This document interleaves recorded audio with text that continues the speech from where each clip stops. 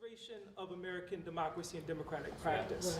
What we are witnessing is the crumbling of the architecture of our republic before our very eyes. When you have language in your founding documents, the bedrock of your democratic republic, which articulate this idea that we hold these truths to be self-evident, that all men are created equal and endowed by their creator with certain unalienable rights. Among these are life, and yet we've had 3 deaths in this community. I would argue that the federal government has abrogated its responsibility to upholding the very fabric and foundation of our democratic practice. Having said that, this organization has always been committed to helping America live up to its ideals. The very things that, and we just celebrated Reverend Dr. King's birthday, that he at the March on Washington in 1963 reminded the nation have been a blank check when it comes to communities of color in particular. We went from the movement for Black lives to ultimately, in this moment, the movement for American lives and American citizens.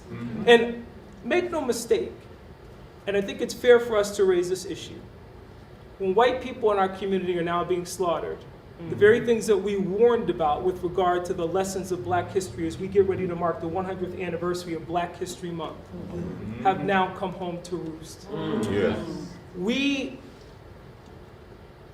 as a community, plead for justice and for peace.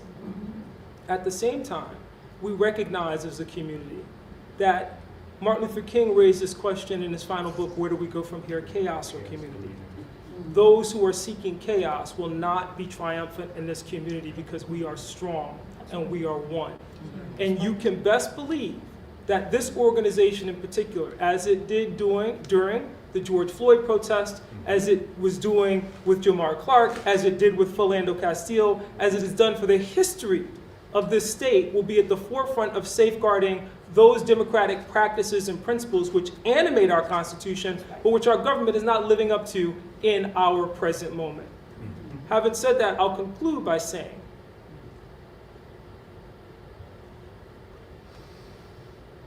as we celebrate the 250th birth of the United States, that collateral damage, for those of you who look at the death of a Renee Nicole Good as collateral damage or an Alex Prevetti as collateral damage, recognize that ultimately the piper comes due and you're going to have to pay the price for the abrogation of those principles which you're so happy to see stripped from others, but which ultimately will come back and haunt you in terms of those protections no longer existing in a tangible way.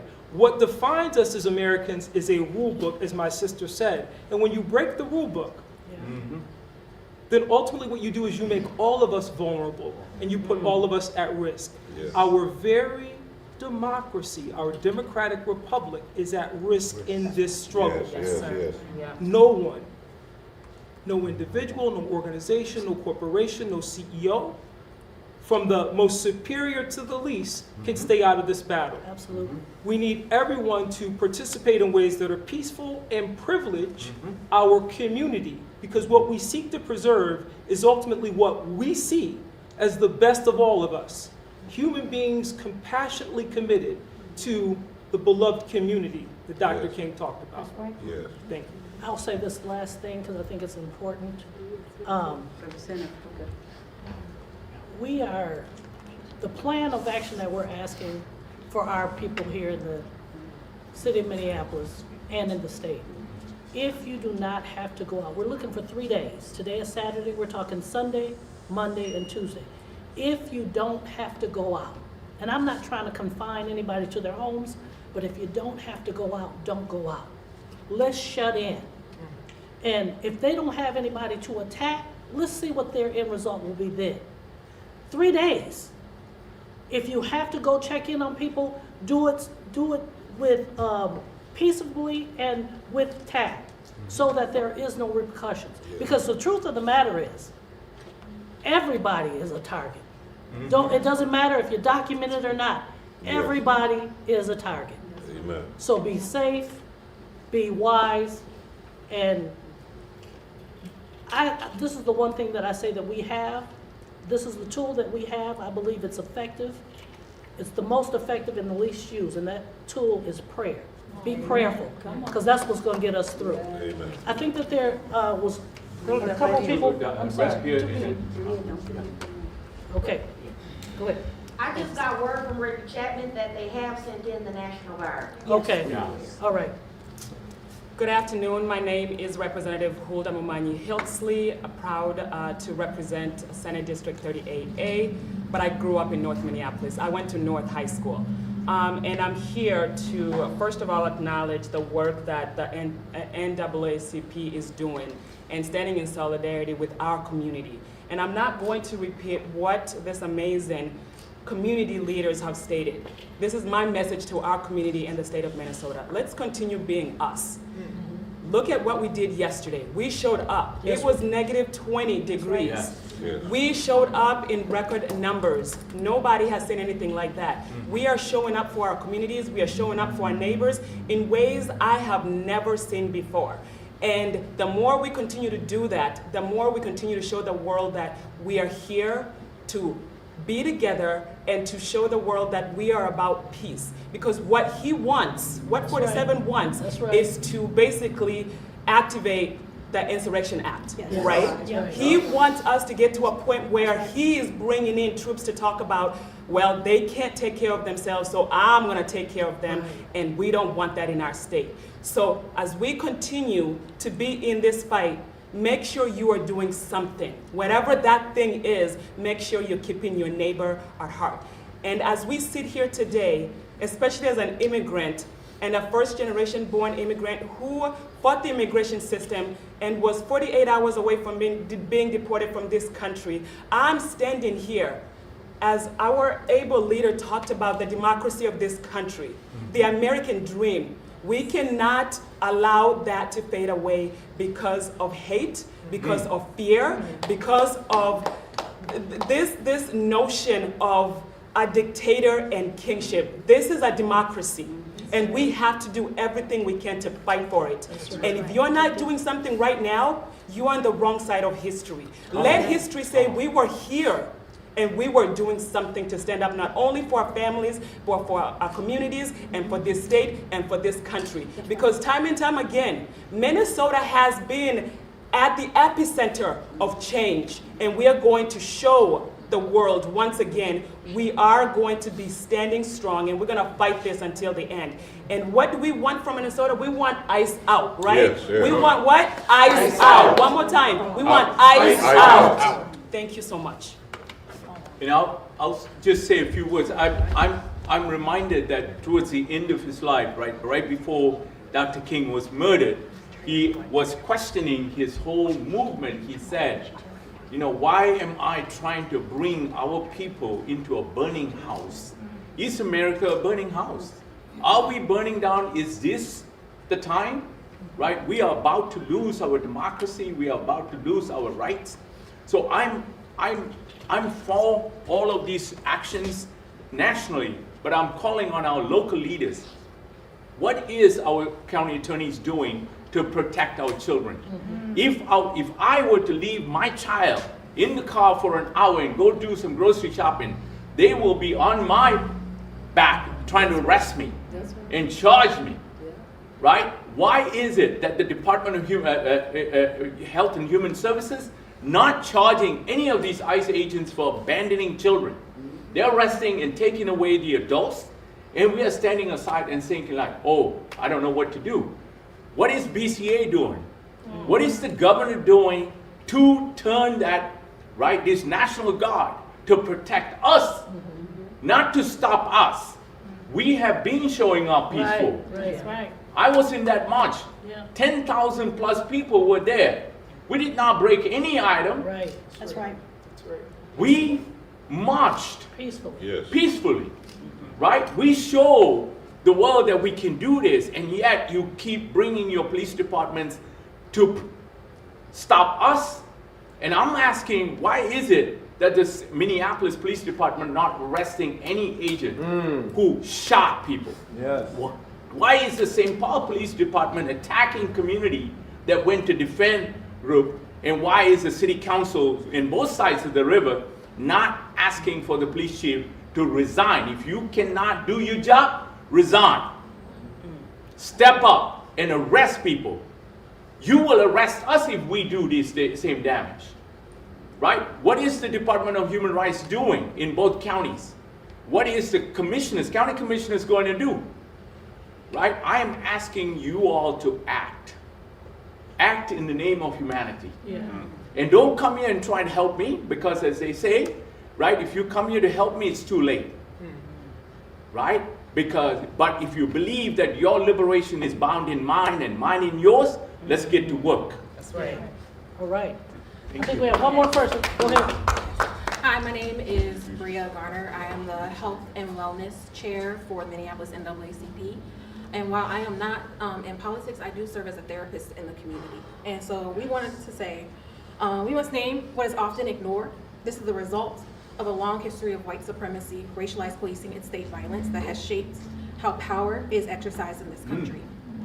From slavery to Jim Crow, from mass incarceration to militarized immigration enforcement, this nation has repeatedly chosen control over care and punishment over protection.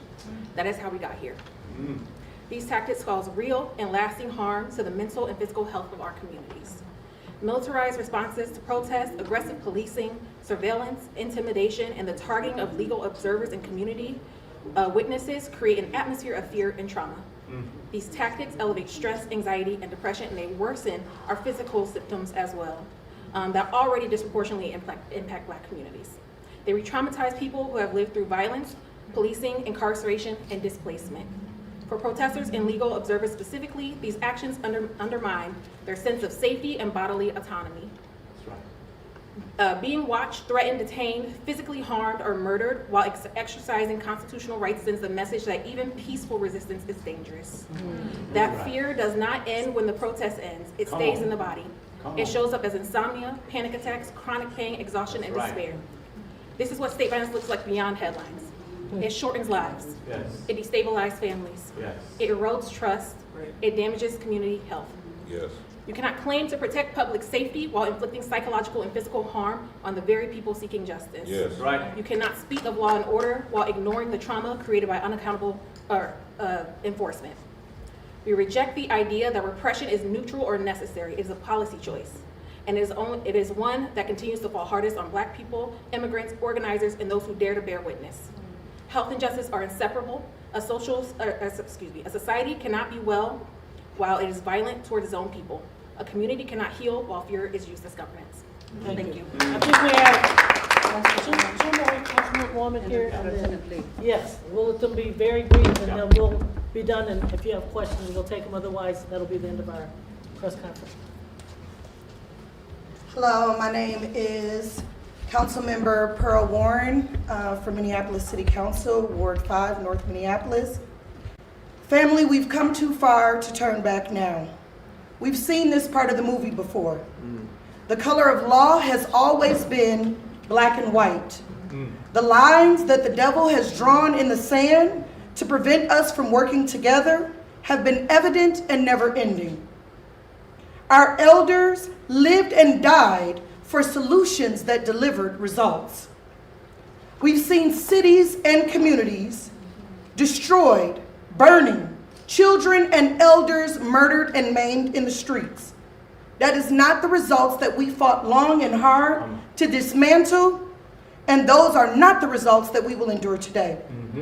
The actions of our elders during the civil rights movement delivered solutions. That's right. Those solutions did not operate, nor did they come from a place of scarcity mindset. They came from a place of abundance. There was no space for living in fear, and our leadership was unified amongst opposition. I stand before you humbled and in your trust and deeply aware of the moment that we are living in. This is a time of pain. This is a time of anger. This is a time of unanswered questions. Right. But we as the people of Minneapolis and St. Paul control the outcomes and the narratives. Right. We cannot wear our emotions on our sleeves. We have to be calculated in our approach and our response. We cannot ignore the violence that has touched our streets, our homes, and our hearts. Every life loss is a pain that we face together. Yes. Violence, whether by individuals or institution, takes us 10 steps back. That's right. From the future that we seek, it impedes on our healing. We have experienced enough disenfranchisement and marginalization in our communities. That's right. And we have fought hard and long to overcome it. Violence is not justice. Nope. Destruction does not liberate us. And fear and irrational decisions only induce trauma. And that trauma could have been avoided with different choices. Choices that protect and uplift. We cannot afford to, nor will we force our children and family members to recycle the harms that have previously been done to us. Let me be clear. Our community has the right to demand dignity, accountability, That's right. and integrity. That's right. And those same things that we are demanding also starts with us, and we know that. We have the right to protest injustice. We have the right to raise our voices when systems fail us. And I'm saying this from a place of being a calculated decision maker. Peaceful protest is not weakness. It's discipline. Come on. We historically learned that from the civil rights movement. It's wisdom under pressure. That's how we win. Wisdom is applied knowledge. That's how change becomes lasting. That's how it's won. We've seen this part of the movie before, ladies and gentlemen. This is muscle memory science. Minnesota knows this truth. Right. We walk in the footsteps of leaders who provided and proved that progress comes from courage, not chaos and confusion. Hubert Humphrey stood on a national stage and demanded that civil rights become a law. That's right. Walter Mondale fought long and hard to make equality a governing principle, Right. not a slogan. Nope. Roy Wilkins helped lead a national movement that reshaped America through strategy and perseverance. Nellie Stone Johnson organized across race and class so that working people could stand together. Dr. Josie Johnson reminded us that justice work begins in the community and endures through servitude to the people. They faced intimidation, they faced backlash, they faced moments when anger and destruction would have been easier than restraint.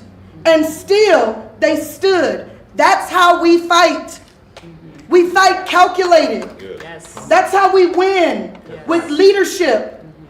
Our leadership needs to stand up. This is a call to action from every, and I'm going to say this, every community leader and every public official to come together at the table, not aside, not separate. We have to organize and put together a plan that comes from a place of collective efficacy, not a place of opposition, but from a place of abundant solution. We're Minnesota. Yes, we are. We stand at the top of the map. Yeah. We have the resources and the ability to do so. Hey, wrap it up, sis. We don't have the capacity to draw out. This is a time where we draw in with real impacts that build endurance, protect our city and our community members. Come on. North Minneapolis has always been a place of resilience, creativity, and leadership. I am proud to be the council member representing North Minneapolis in Ward 5. We are defined not by our headlines and our statistics. We are defined by parents and grandparents who have fought hard against odds to raise families, by neighbors who look out for one another, All right, and by our young people who demand a future worth living and believing in. Okay, we're gonna And have- as your council member, I'm going to stand with you through all of this. But this is definitely a call to action for everybody to come to the table together, regardless to what you think, feel, see, or believe. If you call yourself a leader, Sister. we have to do this together. Yeah. Thank you. Thank you. I'm Representative XP Lee, House District 34B, Brooklyn Park, Champlain, Coon Rapids. I'm here to stand in solidarity with the NAACP and with all Minnesotans in this struggle. I'll keep it short. I just want to say that cruelty has been the point. Yeah. Cruelty has been the point. They are terrorizing our neighborhoods and our communities. We see what they're doing, and we're standing up and reacting as best we can. So what we are doing is supporting each other, and so let's keep it peaceful. And I'm inspired, and what will overcome their cruelty will be our love. That's it. Will be our love for each other. And that's what makes me proud to be Minnesotan. We are showing how we love each other through our expressions of community support and protest. Thank you. Amen. So, I was going to say, my name is Latanya Reeves. I'm the Justice Co-Chair for the Minneapolis NAACP, and I just want to say, Minnesota Nice will defeat ICE. Minnesota Nice will defeat ICE. Let's be mindful that I was born and raised here, and seeing our community come together, we will defeat ICE. We'll get our state back. We just got to work together. Thank you. I don't know if y'all have your lights on, but we are going to continue to show our light. Come on.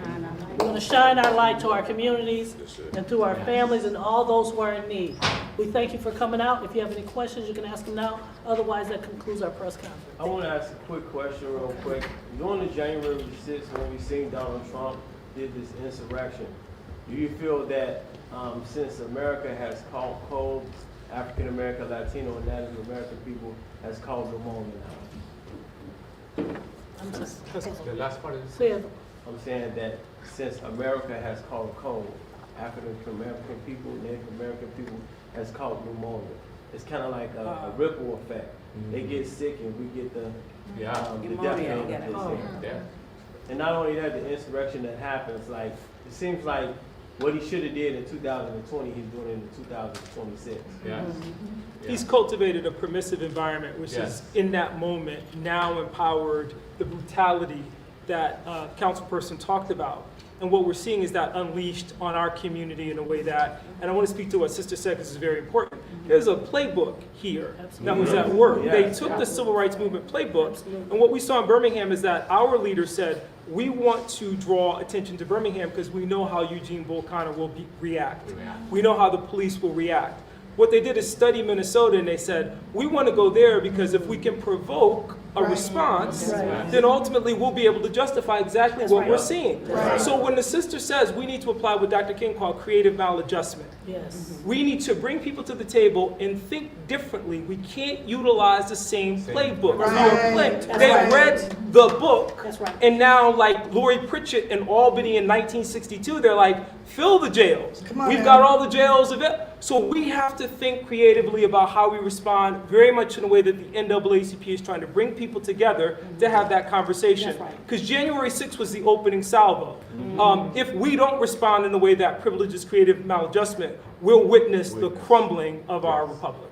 And to that point, and I'll let you speak, our national president will be here on Tuesday, and we will be having a town hall meeting at the Capri at 7 o'clock p.m. And he will discuss a lot of these concerns and issues that are at hand and talk about a plan of action and some next steps.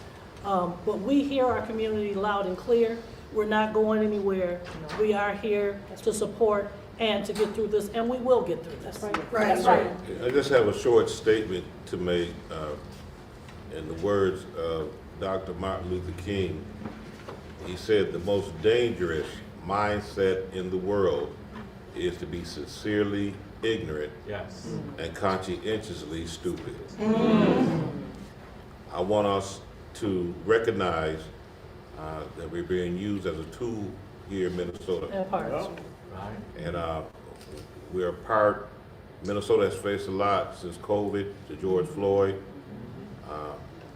then Dante Wright, there's so many different things, and now we're here dealing with ICE. I just want everybody to be encouraged. Let's not fight each other. That part. Let us stand with each other. Let us support one another. Let's not point the finger at what organization, who's not doing. We're all suffering and we're all dealing with this. One Minnesota. One Minnesota. let's continue. Don't allow their violence. Only love can destroy that. Right. Hate for hate. So let us continue to do the work. We're going to stand. We're going to be vigilant, persistent perseverance in our efforts, and we're not stopping. We know what it means to be in the cold because we're from Minnesota. And we're going to, just like we survived the cold, we're going to survive this too. That's right. We're going to survive this too. And just thank you. Let's stand together and let us continue to work together. In Jesus' name. Amen. Amen. Thank you. Thank you. Respect. Nobody asked for you to be here. But yet, when we tried to exercise our right to protest peacefully, here we are being murdered in the streets in front of people, broad daylight, on camera. Deadly force is supposed to be a last resort, not a response to restraint, not a response to control, and never a response after force has already been applied. The NAACP unequivocally condemns the full use of force and violence that led to this man's death. We condemn it because human life matters. Human life matters.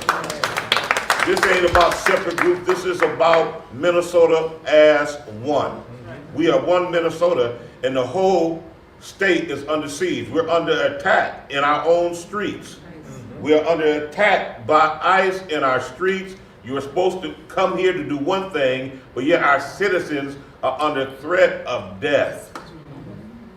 The evidence is there. Citizens are being shot because they're concerned about the issues that are happening here in our state. We protest peacefully, like they've been asked to do. But in the midst of showing peace, there's no peace being shown. That's right. Accountability matters, and we condemn it because the communities have seen the patterns far too many times. This is not just about incident. This is about a system that continues to escalate brutality and dehumanize, particularly when black lives are concerned or any life is concerned. Today, the NAACP is calling for immediate action. We demand full, independent, and transparent investigations to the actions of every ICE agent involved. The immediate release of dash footage and eyewitness accounts, which we've been already seeing on the TV. Federal and state oversight to determine whether civil and human rights were violated. Accountability at every level, including criminal and administrative consequences if misconduct is confirmed, and a serious review and reform of ICE use of force policies and practices. Justice does not come from silence, resolution does not come from delay, and accountability does not come from eternal reviews alone. To the family of the deceased, we see you, we grieve with you, and we stand with you to this community. We will not allow this to be ignored. We will not allow this to be buried. And we will not allow violence to be normalized undercover enforcement. We're not going to accept the narrative that is being presented that we're going to have to normalize violence and death in our streets of people that are law-abiding citizens. These people are law-abiding citizens. Work jobs, take care of themselves, pay bills, just like every other citizen. We didn't ask for this. But if we try to help our neighbors, be concerned about our community, we're being murdered because of it. This has to stop. The NAACP will continue to press for the truth. We will continue to demand justice, and we will continue to fight until policy change, accountability is real, and lives are protected. Because justice delayed is justice denied. Justice delayed is justice denied. Come on, let's say that again. Justice delayed is justice denied. And justice denied is a threat to us all. Thank you.